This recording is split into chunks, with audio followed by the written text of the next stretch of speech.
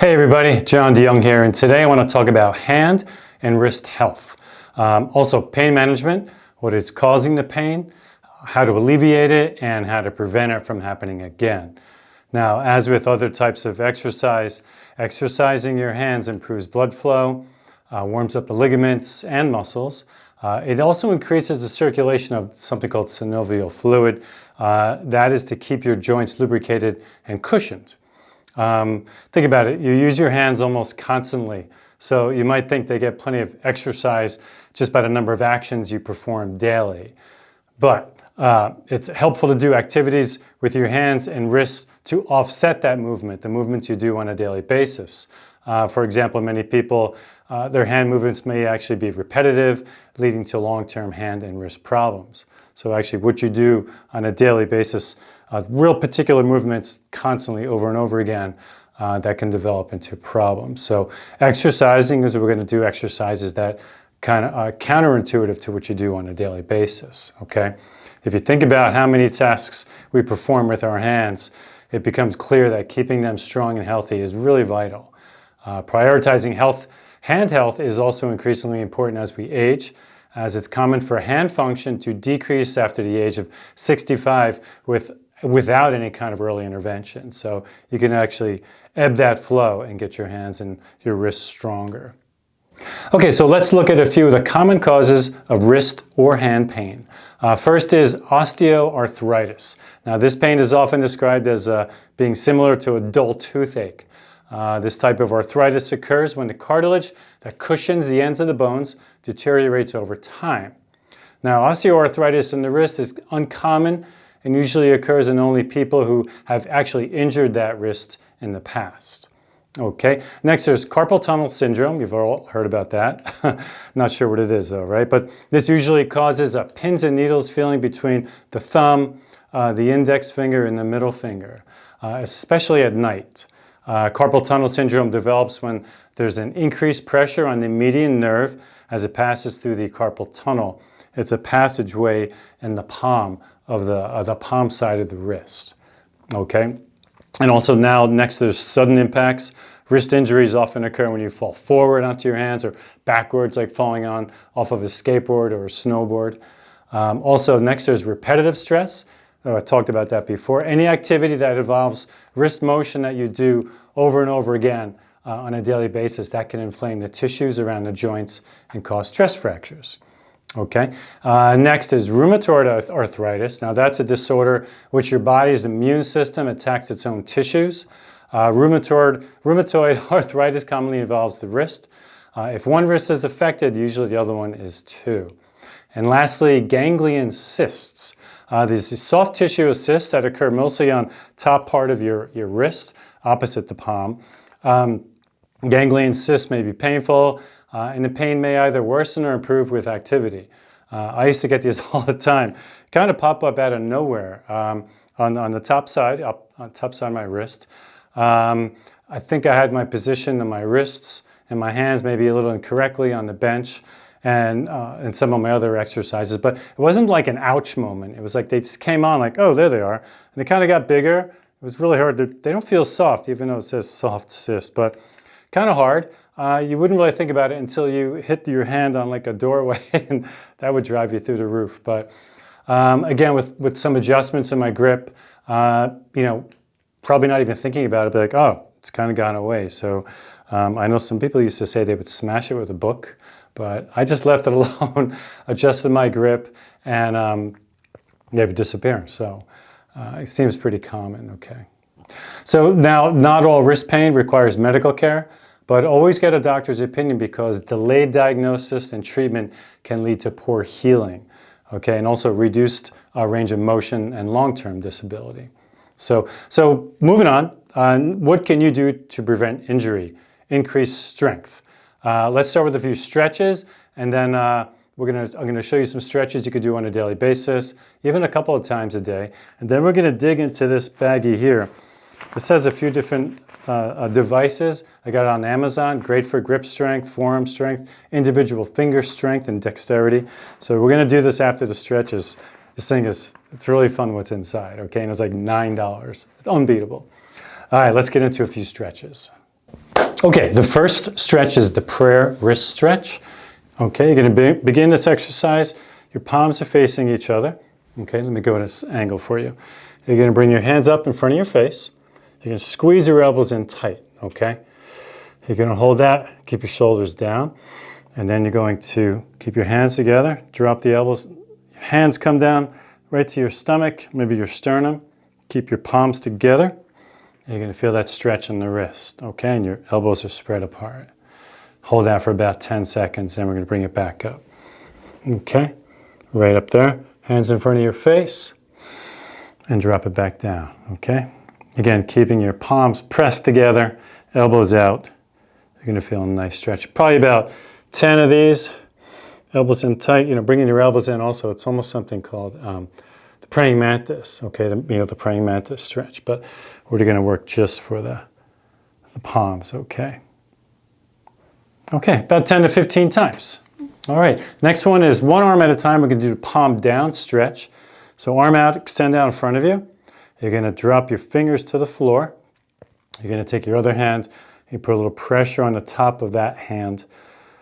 Maybe about a 10% pressure, pushing your fingers towards you, toes pointed to the floor. Okay, you're going to stretch all through here and also your top of the wrist, okay? Go slow, be gentle, okay. Ready to cross. I actually do this stretch for epicondylitis tennis elbow, okay? And repeat that again on the other side for about 5 times each side, okay? Next one's going to be palm and wrist up. It's the opposite of palm down. You're going to extend out in front of you. Okay, now we're going to put we're going to keep the elbow straight. And we're going to stretch the bottom part of the wrist. Fingers are being pulled towards you, okay? All right, hold that for about 5 seconds and release slowly, okay? And then again, straight elbow. I do this one also for those golfer's elbow relief right there. Great for the epicondyle tendons on both sides, golfer's and tennis elbow. And hold that for about 10 seconds. Obviously repeat and then do the other side. Don't forget the other arm, okay? That feels really good right there. Okay. The next stretch is called a carpal tunnel tendon glide. This exercise helps address the current symptoms and also prevent the symptoms of carpal tunnel syndrome from developing. This stretch stimulates the tendons in the carpal tunnel passageway to keep them moving properly. Okay, so begin the exercise, hand out, straight out in front of you, as if asking someone to stop. Okay, you're going to bring the tips of your fingers, all 4 fingers, to the base of each finger. So you're just going to bend all 4. It's like you're making a half fist, leaving your palm open, and squeeze. Gentle. I mean, it's a squeeze that you're going to hold for about 3 to 5 seconds. Okay, open your hand back up and stop. Okay, you can actually feel that stretch already. Bend all the fingers together, straight over your palm. Okay, parallel to the floor. Okay, next bend your fingers so that they touch the base of your palm. Okay, still holding the hand in the stop position, okay? Only the first and middle joints will be bent, leaving the top joint straight, right? Hold this position for about 3 to 5 seconds. Ooh, 2, 3, 4, and 5. Whew. Very nice. Okay, again, repeat it on the other side and do a nice stretch. I like to stretch them after I've worked them. I stretch my wrists and fingers and hands after a workout. So don't, do them at work. You could always do these stretches throughout the day, a couple times a day, okay? All right, let's get into some strengthening exercises. I know you guys are waiting for that. So let's get out this bag right here. Let's have some fun.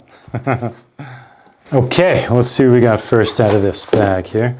First is the sponge ball. So it's a little squishy rubber ball, okay? First, you want to squeeze as hard as you can, hold for about 1, 2, 3, about 3 seconds. It's about your hands and your fingers, so it's not really important if your palms up or palms down. And then hold that 1, 2, 3. It's just going to feel really good to get a squeeze, a nice gripping motion. Okay? That's good. Now the hard part begins. We're going to start with about maybe 2 fingers and your thumb. Press and hold for about 1, 2, 3, and relax. And then squeeze. 1, 2, 3. Okay, and then switch it to next 2 fingers. Yeah, middle finger's working double time. Good squeeze. Okay, you get the idea. About 3-second hold. And when you get to the end, it's definitely difficult. You hardly use your pinky and ring finger. And then squeeze that, okay? And then you're going to put it between your fingers. You can just kind of squeeze. It's really hard. But we just want dexterity. We want movement in your fingers and strength. And then move it to the next finger, okay? I can hardly do that. Okay, and then you would move it out. About a 3-second hold, okay? And then squeeze. All right? So again, squeeze and then fingers in between, okay? And then individual. You can even do individual single fingers. Okay, what is next? All right, so this will be the opposite direction of what you're used to doing with some of these devices. Rather than squeezing and crunching, we're gonna try to split the fingers, give them a little strength opening, okay? So put them around all four fingers, all right? And you're gonna spread them wide like Spider-Man, okay? Fire it out. 4, 5, okay, maybe about 20, 6, split them, 7, 8, 9, 10, you get the idea. So about 10, 15, 20 times, okay? You can hold for about 3 seconds, 1, 2, 3. You can play with them a little bit, okay? Move individual fingers and spread them out, okay? It's gonna get your fingers stronger too, okay? So that's 2 things in there. All right, let's get back to the grip. And we got this baby. We've seen this. They've been around forever, right? Good thing about this is you can adjust the strength by just moving this little lever right here. You want to be able to get them all the way in, okay? So you want to close it all the way. Let the handles touch, okay? And then you can hold that for a few seconds. You know, some of these things you can bring in a car with you while you're sitting in traffic. I live in Los Angeles, so there's a lot of time at a light. Not a bad time to work on your grip, okay? That's good. And then squeeze and hold. You can increase the tension. Okay, you're gonna get a little forearm work. You're gonna get a little hand work, fingers, okay? This thing's great. Let's see what else we got here. Okay, we got a little donut. Donut's very similar to the ball, but again, you wanna really squeeze and hold. It's a little more in the palm than your fingers, okay? Squeeze and hold. This one's going to be difficult to do, the single fingers. So just use this one for just really squeezing and holding for about 20 seconds, okay? And then hold. Seems more comfortable. I feel more in the hand if I just hold it like that. All right, excellent. Okay, this one is magical right here. This is very difficult. Good for guitar players. All right, so you're going to squeeze individual fingers, okay? Really hold. And as you start going out, you realize, wow, my fingers are not that strong.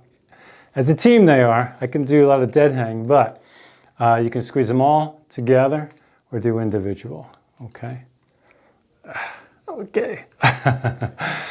Great thing about this package, it comes with a PDF, a lot of different exercises. So again, I think it cost me maybe $9. It was on sale. I think I just looked today, it was like 12 bucks. Great, because I've seen this by itself for about $12, $15. So get that, it's gonna help a lot, okay? Okay, so you have your stretching exercises, you have your strengthening exercises, one of my favorites. So what else can you do to improve wrist and hand health? Now remember, pay attention to ergonomics. If you spend long periods of time at a desk, at a keyboard, take regular breaks, do some of the stretching.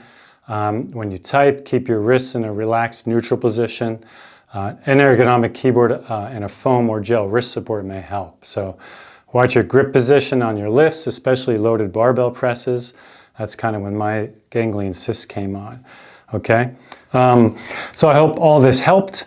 If you have any questions, put them in the comments. Hit like, and if you haven't subscribed already, please do. And good luck with this. Okay, guys, take care.